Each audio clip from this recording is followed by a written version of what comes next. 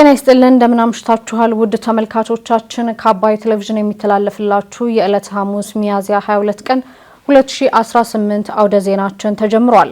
በምሽቱ የዜና ወጃችን በርካታ ዘገባዎችን ወደ እናንተ እናደርሳለን። የቢዝነስና የምጣኔ ሀብት ዘገባችንም ሰዓቱን ጠብቆ ወደ እናንተ ይደርሳል። ከዜናዎቹ ጋር ራቢያ ከድራ ብራችሁ ቆይታ አደርጋለሁ። አብራችሁን ቆዩ። በመጀመሪያ ክፍለ ጊዜ የመረጃ ጥንቅር ሰዓታችን በደቡብ አፍሪካ የሚገኘው የኢትዮጵያ ኤምባሲ በኢትዮጵያ ላይ የተፈጸመውን ግድያ በአስቸኳይ እርምጃ እንዲወስድ ለሀገሪቱ መንግስት ጥያቄ ማቅረቡን፣ የህወሓት ቡድን በትግራይ ክልል እያደረገ ያለውን የግዳጅ የውትድርና ምልመላ ወጣቱ እየተቃወመ ነው ሲሉ ፕሮፌሰር ክንደያ ገብረ ህይወት መግለጻቸውን፣ እንዲሁም ኢትዮጵያ በሆርሙዝ ሰርጥ ጉዳይ እንደ አፍሪካ እንዲመከርበት ለጸጥታው ምክር ቤት ጥሪ ማቅረቧን የውጭ ጉዳይ ሚኒስቴር ማስታወቁን የተመለከቱ መረጃዎችን ይዘናል። አብራችሁን ቆዩ። በደቡብ አፍሪካ የሚገኘው የኢትዮጵያ ኤምባሲ በኢትዮጵያ ላይ የተፈጸመውን ግድያ በአስቸኳይ እርምጃ እንዲወሰድ ለሀገሪቱ መንግስት ጥያቄ አቀረበ። በደቡብ አፍሪካ ፕሪቶሪያ ከተማ የሚገኘው የኢትዮጵያ ኤምባሲ ባለፉት ቀናት በኢትዮጵያ ላይ የተፈጸመውን ግድያ በተመለከተ በአስቸኳይ እርምጃ እንዲወሰድና ችግሩ በሚታይባቸው አካባቢዎች ልዩ ጥበቃ እንዲደረግ ለሀገሪቱ መንግስት ጥያቄ ማቅረቡን አስታውቋል። በደቡብ አፍሪካ መጤጠል የሆኑ ግለሰቦች በሚያደርሱት ጥቃት ከቀናት በፊት በጆሃንስበርግ ከተማ 3 ኢትዮጵያን በጥይት ተደብድበው መገደላቸውን መዘገባችን ይታወሳል። የኢትዮጵያ ኤምባሲ ትናንት ረቡዕ ሚያዝያ 21 ቀን 2018 በደቡብ አፍሪካ ውስጥ ለሚገኘው ኢትዮጵያውያን ባወጣው ማሳሰቢያ ኢትዮጵያ ላይ በግፈኞች እየደረሰ ባለው ግድያና በደል የተሰማውን ጥልቅ ሐዘንም ገልጿል። ኤምባሲው ይህንን መልእክት ያስተላለፈው በቀናት ልዩነት 4 ኢትዮጵያን መገደላቸው ከተሰማ በኋላም ነው። ኤምባሲው የሚመለከተው የደቡብ አፍሪካ የጸጥታ መዋቅር ግድያውን እየፈጸሙ ያሉ አካላት ላይ በአስቸኳይ ህጋዊ ምርመራ እንዲያካሂድና የምርመራ ውጤትም በአስቸኳይ እንዲገለጽ በደብዳቤው ጠይቋል። ኤምባሲው ባወጣው መግለጫ ከቅርብ ጊዜ ወዲህ በደቡብ አፍሪካ ውስጥ የውጭ ዜጎች በተለይም የጥቁር አፍሪካዊ ስደተኛ ጠል እንቅስቃሴ መበራከቱን መገንዘብ ተችሏል ብሏል። ኤምባሲው አሁን ያለው ችግር መፍትሄ እስከሚያገኝ ድረስ ደቡብ አፍሪካ ውስጥ የሚገኙ ኢትዮጵያውያን ከወትሮ በተለየ መልኩ ከሌሎች አፍሪካ አገራት ስደተኞች ጋር በመቀናጀት ራሳቸውንና ንብረቶቻቸውን እንዲጠብቁ አሳስቧል። በተጨማሪም የኢትዮጵያ የውጭ ጉዳይ ሚኒስቴር ዛሬ ሚያዝያ 22 ቀን 2018 በሰጠው ሳምንታዊ መግለጫ በደቡብ አፍሪካ ስለተገደሉት ኢትዮጵያን ጉዳይ ያነሳ ሲሆን የተሰማውንም ሐዘን ገልጿል። የሚኒስትሩ ቃል አቀባይ አምባሳደር ነቢያት ጌታቸው ዜጎቻችን በደቡብ አፍሪካ ሲገደሉ ለመጀመሪያ ጊዜ አይደለም፣ ከዚህ ቀደም በተደጋጋሚ አጋጥሞናል። ነገር ግን የደቡብ አፍሪካ መንግስት ለችግሩ እልባት እንደሚሰጥና ጥፋተኞችን ተጠያቂ እንደሚያደርግ ሙሉ እምነት አለን። በኤምባሲያችን በኩልም ጥያቄ አቅርበናል ብለዋል።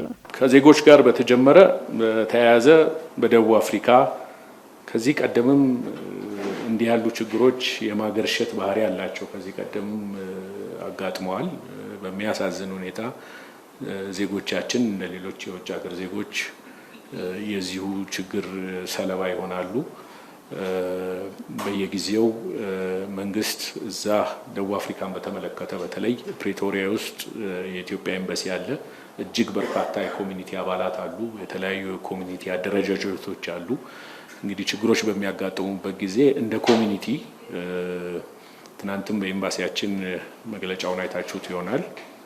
እንደ ኮሚኒቲ ከእንዲህ ያለ አደጋ ራሳቸውን እንዲጠብቁ ለዜጎች ሁልጊዜ ጥሪ ይቀርባል። እንደ መንግስት ደግሞ የሳውዝ አፍሪካ መንግስት እንዲህ ያሉ ችግሮች በሚነሱበት ጊዜ አስፈላጊውን ከለላና ጥበቃ እንዲያደርግ በመንግስት በኩል በኤምባሲዎች በኩል እነዚህ ጥያቄዎች ይቀርባሉ።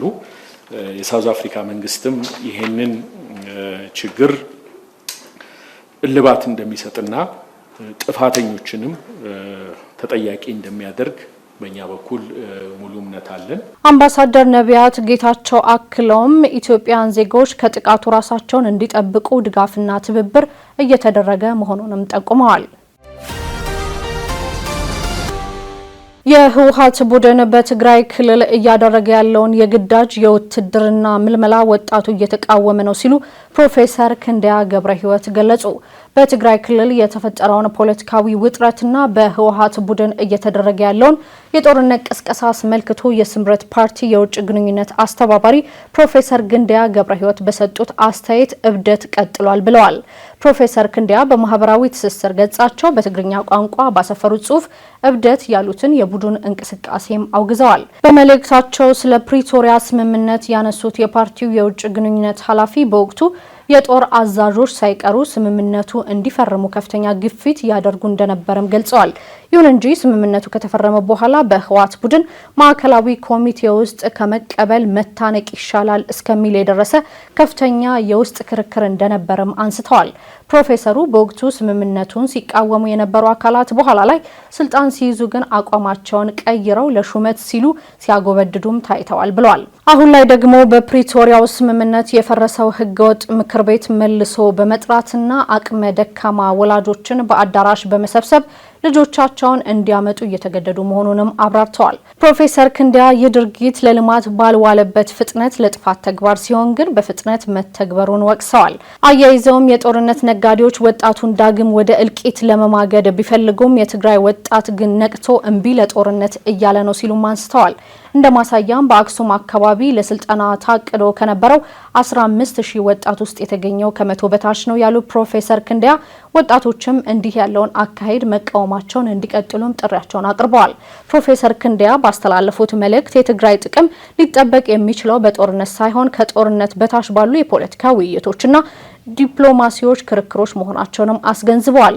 ጥቂት ጥቅመኞች የትግራይን መጻኢ ዕድል እንዲወስኑ መፍቀድ የለብንም ሲሉም አሳስበዋል። ኢትዮጵያ በሆርሙዝ ሰርጥ ጉዳይ እንደ አፍሪካ እንዲመከርበት ለጸጥታው ምክር ቤት ጥሪ ማቅረቧን የውጭ ጉዳይ ሚኒስቴር አስታወቀ።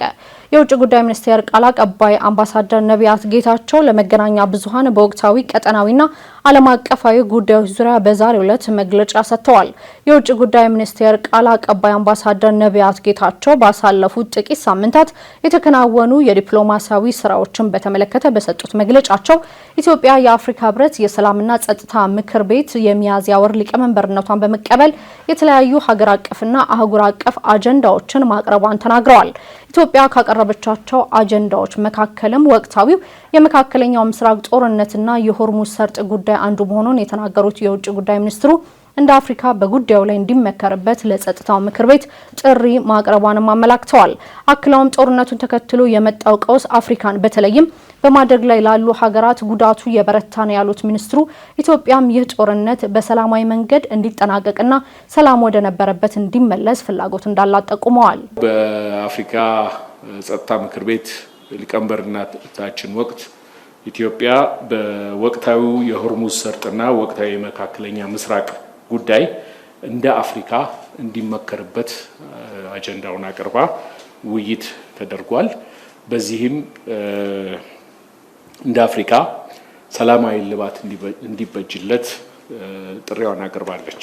ከዚህ በተጨማሪ በቅርብ ወደ ኢትዮጵያ የመጡት የቡሩንዲ፣ የሞዛምቢክና የደቡብ ሱዳን ፕሬዝዳንቶችን ጨምሮ ከጠቅላይ ሚኒስትር ዶክተር አብይ አህመድ ጋር በርካታ የሁለትዮሽ ስምምነት ማድረጋቸውን ገልጸው ይህም ከአሁን በፊት የነበረው የሁለትዮሽ ግንኙነትን የበለጠ የሚያጠናክር ትልቅ የዲፕሎማሲ ስኬት መሆኑንም አንስተዋል። ቃል አቀባዩ ከመሪዎች ጉብኝት ባሻገር የሰባት ሀገራት ሚኒስትሮች፣ ሚኒስትር ዴታዎችና ልዩ መልእክተኞች ተከታታይ ጉብኝት በአዲስ አበባ ማካሄዳቸውንም ጠቁመዋል። በቅርቡ የቡሩንዲ፣ የላይቤሪያ፣ የደቡብ ሱዳን ፕሬዚደንትና የሞዛምቢክ ፕሬዚደንት በተከታታይ ይፋዊ የስራ ጉብኝቶች በሀገራችን ማካሄዳቸው ይታወሳል። የነዚህ አራት ሀገራት መሪዎች በተለይ ከክቡር ጠቅላይ ሚኒስትር ዶክተር አብይ አህመድ ጋር ባደረጉት የሁለትዮሽ ውይይት ካሁን በፊት የነበረውን የሁለትዮሽ ግንኙነቶች የበለጠ የሚያጠናክርና የግንኙነት አድማሱንም የሚያሰፋ እንዲሁም በርካታ የትብብር ስምምነቶች የተፈረሙበት የዲፕሎማሲ ስኬት ነበር። የሁለትዮሽና የባለብዙ ወገን የውይይት መድረኮች ሀገራቱ ከኢትዮጵያ ጋር በንግድ፣ በኢንቨስትመንት በተለይም መንግስት ቅድሚያ በሰጣቸው በታዳሽ ኃይል ዘርፍ፣ በግብርና ማቀነባበሪያ፣ በቴክኖሎጂ፣ በማዕድን፣ በቱሪዝም ዘርፍ አብሮ ለመስራት ከበርካቶች ጋር ስምምነት የተደረሰበት ነው። የተወደዳችሁ ተመልካቾቻችን እየተከታተላችሁ ያላችሁት ከአባይ ቴሌቪዥን ወደ ዜና የመረጃ ሰዓታችን አሁንም ቀጥሏል። ወደ ሁለተኛ ዙር የመረጃ ጥንቅራችን ስናልፍ ደግሞ የኢትዮጵያ ንግድ ባንክ ከወለድ ነፃ የባንክ አገልግሎት ምክትል ፕሬዝዳንት ከ1.7 ሚሊዮን ብር በላይ ጉቦ ተቀብለዋል በሚል ክስ መመስረቱን እንዲሁም ስልጣን ማስረከብ የሚባል አርቲፊሻል ጨዋታ ውስጥ አልገባም ያሉት ሌተናል ጀነራል ታደሰ ወረደ የሚያስረክቡት ስልጣን እንደሌለ መናገራቸውን ጨምሮ ሌሎች መረጃዎችን ቴዎድሮስ ያቸው እንደሚከተል ያስደምጡናል። አብራችሁን ቆዩ። ስልጣን ማስረከብ የሚባል አርቲፊሻል ጨዋታ ውስጥ አልገባም ያሉት ሌተናል ጀነራል ታደሰ ወረደ የሚያስረክቡት ስልጣን እንደሌለ ተናገሩ። በትግራይ ክልል የድሮ ምክር ቤት መልሰናል በሚል እየተደረገ ያለውን የአንድ ወገን እንቅስቃሴ እኔ አላምንበትም ሲሉ የክልሉ ጊዜያዊ አስተዳደር ፕሬዝዳንት ሌተናል ጀነራል ታደሰ ወረደ ተናግረዋል። ሌተናል ጀነራል ታደሰ ወረደ ከአንድ የኦንላይን ሚዲያ ጋር ባደረጉት ቃለ መጠይቅ የህወሓት ቡድን ምክር ቤት እመልሳለሁ በሚል የሚያደርገው እንቅስቃሴ ትግራይን ችግር ውስጥ ይከታታል ብለው እንደሚያምኑ ተናግረዋል። ሌተናል ጀነራል ታደሰ በንግግራቸው ከግርግር ይልቅ በተለያየ አሰላለፍ አክሩፎ የተቀመጠውን የትግራይ ተወላጅ ስብስብን ትግራይን ወደ ተሻለ ምዕራፍ ለማሻገር እንጠቀምበት ሲሉም ተደምጠዋል። እኔ ወታደር ነኝ፣ ብዙ ጦርነቶችን መርቻለሁ፣ ጦርነትና የጦርነትን አስከፊነት በደንብ አውቃለሁኝ ያሉት የጊዜያዊ አስተዳደሩ ፕሬዝዳንት ጦርነት ምክንያት አለኝ ብለህ ዘው ብለህ የምትገባበት አይደለም ሲሉ አስከፊነቱን ተናግረዋል። የትግራይ ህዝብ አሁን ባለበት ሁለንተናዊ ሁኔታ ጦርነት የሚሸከም ትከሻ የለውም ያሉ ሲሆን እኔም የትግራይ ህዝብ ጦርነት አያስፈልገውም የሚል እጅግ የጸና አቋም አለኝ ሲሉም አሳስበዋል። ሌተናል ጀነራል ታደሰ ወረደ ችግሮቻችን ሁሉ ከጦርነት በመለስ መፈታት አለባቸው የሚል ቁርጠኛ አቋም እንዳላቸው በቃለ መጠይቃቸው አንስተዋል። እንዲሁም ትግራይ ላይ እያንዣበበ ካለው አደጋ አንጻር የኔ በፕሬዝዳንትነት መቀመጥ አጀንዳ አይደለም ያሉ ሲሆን የኔ ፍላጎት ይህ ህዝብ ከጊዜያዊ አስተዳደርነት ወጥቶ በመረጠው መንግስት ሲተዳደር ማየት ነው በሚል አብራርተዋል። እኔ የማስረክበው ነገር የለም፣ መረካከብ የሚባል አርቲፊሻል ጨዋታ ውስጥም አልገባም በሚል አጽንኦት የሰጡት ሌተናል ጀነራል ታደሰ ወረደ ይህ አጥፊ አካሄድ ተገቢ አይደለም ሲሉም ገልጸዋል። የህወሓት ቡድን ቃል አቀባይ ነኝ ያሉ አንድ ግለሰብ በትናንትናው ዕለት በሰጡት ቃለ መጠይቅ ከ5 ዓመት በፊት በምርጫ ቦርድ እውቅና ባልተሰጠውና በፌዴራል መንግስቱ ህገወጥ በተባለው ምርጫ ያቋቋሙትን ምክር ቤት ለመመለስ እየሰሩ መሆናቸውን በይፋ ተናግረዋል። የክልሉን ጊዜያዊ አስተዳደር እንዲያፈርሱና የሌተናል ጀነራል ታደሰ ወረደን ስልጣን እንደሚነጥቁም ሲዝቱ ተሰምተዋል። በተጨማሪም ጦርነት ያስቆመውን የፕሪቶሪያ የሰላም ስምምነትን ማፍረሳቸውን አውጀዋል። የፌዴራል ፖሊስ በኢትዮጵያ ውስጥ እየተፈጸሙ ያሉ እገታዎችንና ግድያዎችን ለማስቆም የህይወት መስዋዕትነት ጭምር በመክፈል እየሰራ እንደሆነ ገለጸም። በተለያዩ የኢትዮጵያ አካባቢዎች እየተፈጸሙ ያሉ እገታዎችን፣ አፈናዎችንና ግድያዎችን ለማስቆም የፌዴራል ፖሊስ የህይወት መስዋዕትነት ጭምር በመክፈል እየሰራ መሆኑን የኢትዮጵያ ፌዴራል ፖሊስ ኮሚሽን አስታውቋል። በህዝብ ተወካዮች ምክር ቤት የህግና የፍትህ ጉዳዮች ቋሚ ኮሚቴ የኢትዮጵያ ፌዴራል ፖሊስ ኮሚሽንን የ2018 በጀት ዓመት የ9 ወራት ዕቅድ አፈጻጸም ሪፖርት ትናንት ሚያዝያ 21 ቀን 2018 ዓ.ም ገምግሟል። ቋሚ ኮሚቴው በግምገማው የሽብርና ጸረ ሰላም ኃይሎች ጥቃት መከላከል ላይ በርካታ ስራዎች መሰራታቸውን ገልጿል። የፌዴራል ፖሊስ ምክትል ኮሚሽነር መላኩ ፈንታ በወቅቱ እንዳሉት ማንኛውም አካል ወደ ስልጣን መምጣት ከፈለገ ህገ መንግስቱ በግልጽ ባስቀመጠው በምርጫና በምርጫ ብቻ እንደሆነ አስረድተው የተለያየ የውጭ ተልዕኮ ያላቸው አካላት በጉልበትና በነፍጥ ስርዓትን የመቀልበስ ፍላጎት ያላቸው አሉ ብለዋል። አሁንም የእርስ በርስና የውስጥ ግጭቶች አሉ ያሉት ምክትል ኮሚሽነሩ ጎዳና ላይም የተለመዱ የሽብርተኝነት ችግሮች አሉ። እነዚህን መግታት የሚያስችል በእቅድ የሚመራ ጠንካራ ሀገራዊ ስራ አለ ሲሉ ተናግረዋል። በዚህ መሰረት ችግሮችን ለመፍታት የፌዴራል የጸጥታ ተቋማት ከክልል ተቋማት ጋር በመሆን ውስጣዊና ውጫዊ ሁኔታን ማዕከል ያደረጉ ስምሪቶች እየተደረጉ መሆናቸውን ጠቁመው የኢትዮጵያ ታሪካዊ ጥላቶች ፍላጎት እንዳይሳካ ፌዴራል ፖሊስ እስከ የህይወት መስዋዕትነት ጭምር እየከፈለ ነው ብለዋል። በሌላ በኩል የፌዴራል ፖሊስ ባለፉት 9 ወራት ከ20.5 ቢሊዮን ብር በላይ ግምታዊ ዋጋ ያላቸው የገቢና የወጪ ኮንትሮባንድ ዕቃዎች መያዛቸው ተነግረዋል። በእነዚህ የኮንትሮባንድ ንግድ ውስጥ የጸረ ሰላም ኃይሎች እንደሚሳተፉ የተገለጸ ሲሆን ይሁንና በሀገሪቱ ባሉ የኮንትሮባንድ ንግድ እንቅስቃሴዎች ውስጥ የመንግስት አካላት ግን እንደማይሳተፉ ተገልጿል። መስሪያ ቤቱ ዘመናዊ የፖሊስ አገልግሎት ለመስጠት ቴክኖሎጂን በመጠቀም ተቋሙ ተልዕኮውን ለመወጣት የሚችልበትን አቅም በመፍጠር ወንጀልን አስቀድሞ ለመከላከል እየሰራ መሆኑም ተጠቁሟል። የኢትዮጵያ ንግድ ባንክ ከወለድ ነጻ የባንክ አገልግሎት ምክትል ፕሬዝዳንት ከ1.7 ሚሊዮን ብር በላይ ጉቦ ተቀብለዋል በሚል ክስ ተመሰረተባቸው። በፌዴራል ከፍተኛ ፍርድ ቤት 4ኛ የሙስና ወንጀል ችሎት በኢትዮጵያ ንግድ ባንክ ከወለድ ነጻ የባንክ አገልግሎት ምክትል ፕሬዝዳንት በነበሩት አቶ ኑሬ ሁሴን ኢንደሳና ግብረ አበሮቻቸው ላይ ክስ ተመስርቶባቸዋል። የባንኩ ደንበኛ የሆኑት የግል ተበዳይ ከኢትዮጵያ ንግድ ባንክ ከወለድ ነጻ የባንክ አገልግሎት የሙራባሃ ተገለባባጭ ፋይናንስ አገልግሎት ለጥራጥሬ እህል መግዣ የሚውል 184 የ4 ሚሊዮን ብር ብድር መጠየቃቸው ተገልጿል። በዚህም አንደኛ ተከሳሽ አቶ ኑሪ ሁሴን ተበዳይን በማግኘት ብድሩ እንዲፈቀድላቸው በገንዘብና በአይነት ያልተገባ ጥቅም እንዲሰጡ መጠየቁንና ይህንንም ካላሟሉ ብድሩን እንዳያገኙ እንደሚያደርጓቸው ስለመግለጻቸው በክስ መዝገቡ ተመላክቷል። ተከሳሹ ብድሩን ለመፍቀድ 1.7 ሚሊዮን ብር የሚገመት ጥቅም የጠየቁ ሲሆን በዚህም 1 ሚሊዮን ብር ወደ አንደኛ ተከሳሽ ባለቤት እህት፣ ሁለተኛ ተከሳሽ ሪሃና ወርቅነህ ዋቆ ድርጅት አና ትራቭል ኤጀንት የባንክ ሂሳብ ቁጥር እንዲገባለት ያደረገ መሆኑ ተገልጿል። እንዲሁም አንደኛ ተከሳሽ ባለቤት በሆነችው ወይዘሮ ሀቢባ ወርቅነህ ዋቆ ስም ተመዝግቦ በመገንባት ላይ ለሚገኘው ህንፃ ግንባታ የሚውል ጠቅላላ ዋጋ 740 ሺህ ብር የሆነ 400 ኩንታል ሲሚንቶ ህንፃው በሚገነባበት ቦታ ድረስ እንዲራገፍለት ያደረገ መሆኑን የአቃቢ ህግ የክስ መዝገብ ያስረዳል። በሌላ በኩል ሶስተኛ ተከሳሽ ወይዘሮ ሪሃና ወርቅነህ ዋቆ ገንዘቡ የወንጀል ፍሬ መሆኑን እያወቁ ወይም ማወቅ ሲገባቸው ገንዘቡን ህገወጥ ምንጭ ለመደበቅ ወንጀል የፈጸመውን ግለሰብ ከህግ ተጠያቂነት እንዲያመልጥ ለማድረግ በማሰብ 600 ሺህ ብር ወደ አንደኛ ተከሳሽ ሂሳብ ቁጥር እንዲተላለፍ በማድረግ በወንጀል ድርጊት የተገኘን ገንዘብ ህጋዊ አስመስሎ በማቅረብ ወንጀል ተጠርጥረው ክስ ተመስርቶባቸዋል። የግል ተበዳዩ አቶ ቱጂ ጥቅሙን ካልሰጠው ተከሳሽ በስልጣኑ ይጎዳኛል በሚል ፍርሃት ገንዘቡንና ሲሚንቶውን ለማቅረብ መገደዳቸውን በክሱ ተመልክቷል። የፍርድ ቤት ቀጠሮ ችሎቱ የተከሳሾችን የክስ መቃወሚያ በጽሑፍ ለመቀበል ለግንቦት 3 ቀን 2018 ዓ.ም ተለዋጭ ቀጠሮ መስጠቱን ኢቢሲ ዘግቧል። በዝርዝር ወደ ያዝነው መረጃ ስናልፍ ደግሞ አሜሪካ የሆርሙዝ ወሽመጥን ዳግም ለማስከፈት የዓለም አቀፍ ድጋፍ እንደምትፈልግ ስትገልጽ እስራኤል እርዳታ ይዘው ወደ ጋዛ ሲጓዙ የነበሩ መርከቦችን መጥለፏ ተገልጿል። አሜሪካ ሌሎች አገራት ዓለም አቀፍ ጥምረት እንዲመሰረቱና የሆርሙዝ ወሽመጥ እንዲያስከፍቱ እንደምትፈልግ ሲገለጽ፣ እስራኤል በበኩሏ እርዳታ ይዘው ወደ ጋዛ ሲጓዙ የነበሩ መርከቦችን ጠልፋ 175 አክቲቪስቶችን ማሰሯ ተዘግቧል። በተጨማሪም 2 ወር ባለፈው በኢራን ጦርነት ምክንያት የሆርሙዝ ወሽመጥ በመዘጋቱ የዓለም የነዳጅ ዋጋ ከ4 ዓመት ወዲህ ታይቶ በማይታወቅ መልኩ ጭማሪ ማሳየቱ ተገልጿል። ዝርዝሩን ሀና ፍሳ እንደሚከተለው ታስደምጠናለች። አብራችሁን ቆዩ። አሜሪካ የሆርሙዝ ወሽመጥን ዳግም ለማስከፈት የዓለም አቀፍ ድጋፍ እንደምትፈልግ ሲገለጽ፣ እስራኤል እርዳታ ይዘው ወደ ጋዛ ሲጓዙ የነበሩ መርከቦችን መጥለፏ ተገለጸ። አሜሪካ ሌሎች ሀገራት ዓለም አቀፍ ጥምረት እንዲመሰርቱና የሆርሙዝ ወሽመጥን እንዲያስከፍቱ እንደምትፈልግ ሲገለጽ፣ እስራኤል በበኩሏ እርዳታ ይዘው ወደ ጋዛ ሲጓዙ የነበሩት መርከቦችን ጠልፋ 175 አክቲቪስቶችን ማሰሯ ተዘግቧል። ለጋዛ እርዳታ ጭነው ሲጓዙ የነበሩ 22 ጀልባዎች በግሪክ ክሪት ደሴት አቅራቢያ ዓለም አቀፍ ውሃ ላይ ሳሉ በእስራኤል ኃይሎች መጠለፋቸውን የፍልስጤም አክቲቪስቶቹ አስታውቀዋል። የመርከቦቹን የቡድን ጉዞ ያቀናጀው ግሎባል ሱሙድ ፍሎቲላ የተባለው ተቋም የእስራኤልን እርምጃ የባህር ላይ ውንብድና ሲል ተቃውሞታል። መርከቦቹ ላይ የነበሩት ሰዎች በእስራኤል ባህር ኃይል ከተዘጋው ጋዛ 965 ኪሎ ሜትር ርቀት ላይ ህገወጥ በሆነ መንገድ መያዛቸውን ተቋሙ ገልጸዋል። የእስራኤል የውጭ ጉዳይ ሚኒስቴር በበኩሉ ከ20 በሚበልጡ ጀልባዎች ውስጥ የነበሩ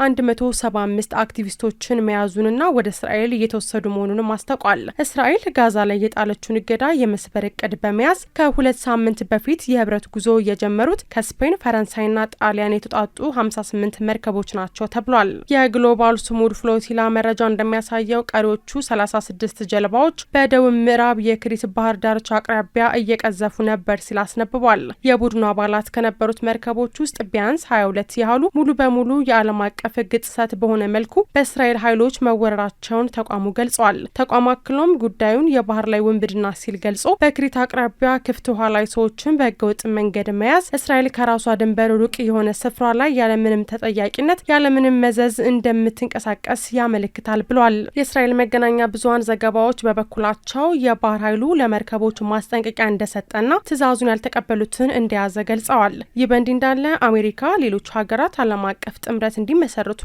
የሆርሙዝ ወሽመጥን እንዲያስከፍቱ እንደምትፈልግ ሮይተርስ የዜና ወኪል ዘግቧል። የዓለም 20 በመቶ ነዳጅ የሚተላለፍበት ወሽመጥ ዳግም ለመርከቦች ክፍት እንዲሆን ለማድረግ ሀገራት ዓለም አቀፍ ጥምረት እንዲመሰርቱ አሜሪካ ግፊት እያደረገች መሆኑን የዜና ወኪሉ አጋርቷል። 2 ወር ባለፈው በኢራን ጦርነት ምክንያት የሆርሙዝ ወሽመጥ በመዘጋቱ የዓለም የነዳጅ ዋጋ ከ4 ዓመታት ወዲህ ታይቶ በማይታወቅ መልኩ ጭማሪ ማሳየቱ ተገልጿል። ጦርነቱን ለማስቆም የተደረጉ ንግግሮች ውጤት ባለማስገኘታቸው አሜሪካ አሜሪካ ወደ ኢራን ወደቦች መርከቦች እንዳይገቡ እገዳ ጥላለች። የአሜሪካ ፕሬዝዳንት ዛሬ ሐሙስ ሚያዝያ 22 ቀን 2018 ኢራን ወደ ድርድር ጠረጴዛ እንድትመለስ ለማድረግ የሚያስችል ወታደራዊ እቅድ ላይ ለፕሬዝዳንቱ ገለጻ እንደሚደረግ አክሲዮስ ዘግቧል። የአሜሪካ ማዕከላዊ ዕዝ አጭርና ከባድ የሆኑ የጥቃት እቅድ ለፕሬዝዳንቱ እንደሚያቀርብ የተገለጸ ሲሆን በዚህ ጥቃት የኢራን መሰረተ ልማቶች ኢላማ ሊደረጉ እንደሚችሉ አክሲዮስ በስም ያልጠቀሳቸውን ምንጮች ጠቅሶ ዘግቧል። ከአባይ ቴሌቪዥን የምሽት ዘገባዎቻችን እንደቀጠሉ ናቸው። ውድ ተመልካቾቻችን አሁን ደግሞ የቢዝነስና ምጣኔ ሀብት ጉዳዮች ወደ እናንተ የሚደርሱበት ሰዓት ላይ ደርሰናል። መረጃዎቹን ዘሩፋይል ሀብታሙ እንደሚከተል ያስደምጠናል። በድጋሚ አብራችሁን ቆዩ።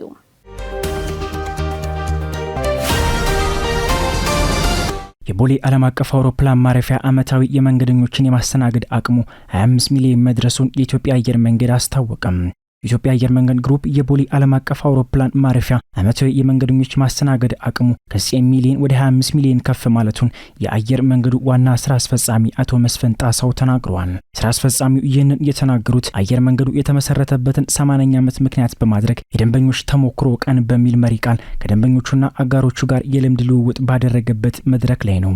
አቶ መስፍን ጣሰው በዕለቱ እንደገለጹት ተቋሙ በዓለም አቀፍ ደረጃ የነበሩ የኢኮኖሚና የጤና ቀውሶችን በተለይም የኮቪድ-19 ወረርሽኝን በጽናት በማለፍ የፋይናንስ አቅሙን አጠናክሯል ብለዋል። ባለፉት 8 ዓመታት ውስጥ አጠቃላይ ዓመታዊ ገቢውን 124 በመቶ ጨምሯል ያሉ ሲሆን የተጣራ ትርፉን በ3 እጥፍ እድገት ማሳየቱን ነው የተናገሩት። አየር መንገዱ በአፍሪካ ቀዳሚነቱን የያዘው በበረራ መዳረሻዎቹ ብዛት ብቻ ሳይሆን በዘመናዊ የመሰረተ ልማት ግንባታና በቴክኖሎጂ አጠቃቀም ጭምር እንደሆነም ተገልጿል። በተለይም አዲስ አበባን የዓለም አቀፍ መንገደኞችና የካርጎ ማስተላለፊያ ማዕከል ለማድረግ የተነደፈው ስትራቴጂ ለተመዘገበው ውጤት ትልቁን ድርሻ ይወስዳል ተብሏል።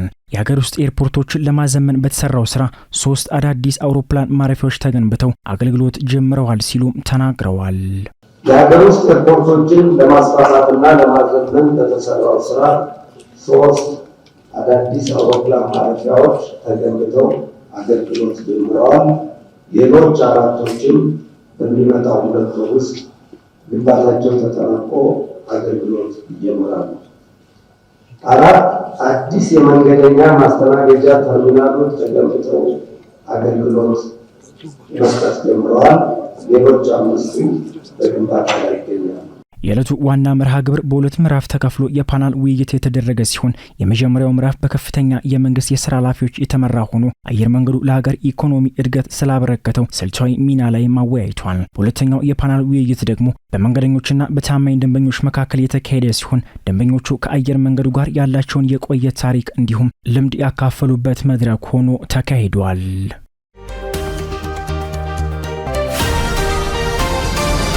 የጋምቤላ ክልል ባለፉት 9 ወራት 5535 ኪሎ ግራም ወርቅ ለብሔራዊ ባንክ አስገባው አለ።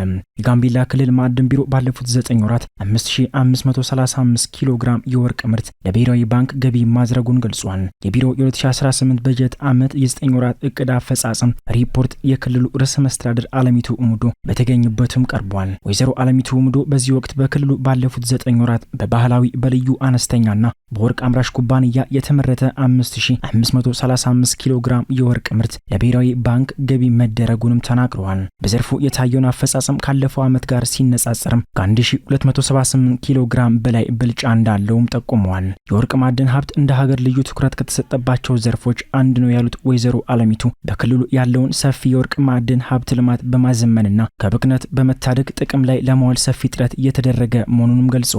የጋምቤላ ክልል ማዕድን ቢሮ ኃላፊ አቶ ቻም ኡቦንግ በበኩላቸው በክልሉ የተጀመሩ ስራዎችን ይበልጥ በማጠናከር በቀጣይ 3 ወራት 1500 ኪሎ ግራም ወርቅ ለብሔራዊ ባንክ ገቢ ለማድረግ በትኩረት እንደሚሰራ መናገራቸውን ከክልሉ ፕሬስ ሴክሬታሪ ያገኘነው መረጃም ያመላክታል። የክልሉ ምክትል ርዕሰ መስተዳድርና የኮማንድ ፖስቱ ሰብሳቢ ዶክተር ጋትሎ አክሮምን በዚህ ወቅት በክልሉ በስፋት እየተከናወነ ያለውን የማዕድን ስራ ከህገወጥ ዝውውር በመታደግ ወደ ብሔራዊ ባንክ የሚገባው የወርቅ ምርት መጠን ማሳደግ መቻሉንም ጠቁመዋል።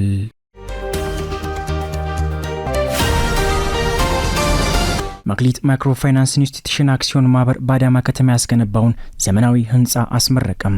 መክሊት አነስተኛ የብድር ቁጠባና ተቋም አክሲዮን ማህበር በአዳማ ከተማ ያስገነባውን ዘመናዊና ግዙፍ የዋና መስሪያ ቤት ህንጻ ትላንት ሚያዝያ 21 ቀን 2018 ዓ.ም አስመርቋል። ህንጻው ተቋሙ ባለፉት 25 ዓመታት ያስመዘገበውን ቀዳማዊ ጥንካሬ ወደፊትም እንደ ተቋም ያስቀመጠውን ትልቅ ግብ በተሳካ ሁኔታ መከወን እንደሚቻል እንደ አንድ ማሳያ መሆኑም ተገልጿል። የመክሊት ማክሮ ፋይናንስ ዋና ስራ አስፈጻሚ አቶ ዘገየ ባንቴ በመግለጫቸው እንዳመላከቱት ተቋሙ ባለፉት 25 ዓመታት ትኩረቱን በሴቶችና በወጣቶች ላይ አድርጎ ሲሰራ ቆይቷል። በአሁኑ ወቅት ተቋሙ ከ93000 በላይ የብድርና የቁጠባ ደንበኞች ያሉት ሲሆን በኦሮሚያ፣ በአማራ፣ በደቡብ ክልሎችና በአዲስ አበባ ከተማ አስተዳደር በስፋት እየሰራ እንደሚገኝም ተገልጿል። መክሊት የዛሬ 25 ዓመት በፊት በአንድ አገር በቀል ግብረሰናይ ድርጅትና በ9 ባለራዕይ ባለአክሲዮን ድርሻ ባላቸው ግለሰቦች በብር 200,000 ብር ካፒታል በሁለት ቅርንጫፍ በ10 ሰራተኞች ስራውን ጀመረ። የብሔራዊ ባንክ ባወጣው አዋጅ 40/6096 መሰረት ስራውን ለዓላማው የፋይናንስ ተደራሽነት ለሌላቸው በዝቅተኛ የኑሮ ደረጃ ላይ ለሚገኙ የህብረተሰብ ክፍሎች በተለይም ለሴቶችና ወጣቶች በከተማና በገጠር ትኩረት በመስጠት ቀልጣፋና የደንበኞችን ፍላጎት ማዕከል በማድረግ የፋይናንስ አገልግሎት በመስጠት የደንበኞችን የኑሮ ሁኔታ ትርጉም ባለው መልኩ በመለወጥና ለሁሉም ባለድርሻ አካላት እሴትን በመፍጠር ተግባራዊ አድርጓል። ባለፉት 25 ዓመታት የአገልግሎት ጥራት፣ ተአማኒነት፣ ግልጽነት፣ ፍትሐዊነት፣ ሚስጥር ጠባቂነትና ግብረ መልስ አሰራርን መርህ በመከተል በቁጠባና ብድር አገልግሎት ለበርካታ የማህበረሰቡ አካላት አለኝታ በመሆን በኑሯቸው ለውጥ እንዲያገኙ አግዟል። በአሁኑ ወቅት ተቋሙ በ518 በላይ ባለ አክሲዮኖች ሀብታቸውን በተቋሙ ኢንቨስት በማድረግ ከግማሽ ቢሊየን በላይ ካፒታል ሊኖረው በመቻሉ በ38 ቅርንጫፎች በኦሮሚያ፣ በማዕከላዊ ኢትዮጵያና በአማራ ክልሎች እንዲሁም በአዲስ አበባ ለማህበረሰቡ ተደራሽ ሆነዋል።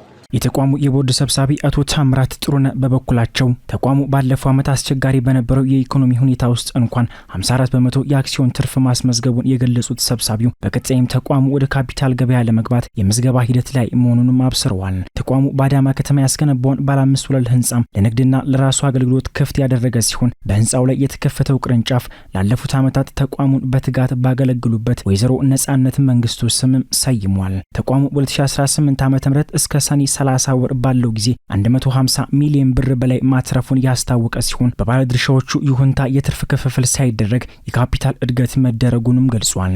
መክሊት ማክሮ ፋይናንስ አክሲዮን ማህበር 25 ዓመታት ህልሞቹን ያሳካ ብሩህ ነገን የሚያፈካ በሚል መሪ ቃል የተመሰረተበትን 25ኛ ዓመት የብር ኢዮቤ ልዩ በዓሉን በዛሬው ዕለት በአዲስ አበባ በደማቅ ሁኔታም አክብረዋል። ስትከታተሉት የነበረው የዕለተ ሐሙስ ሚያዝያ 22 ቀን 2018 ከአባይ ቴሌቪዥን ወደ ዜና የመረጃ ሰዓታችን ይህንን ይመስል ነበር። አብራችሁን ስለነበራችሁ ደግሞ ከልብ እናመሰግናለን። በያላችሁበት መልካም ምሽት።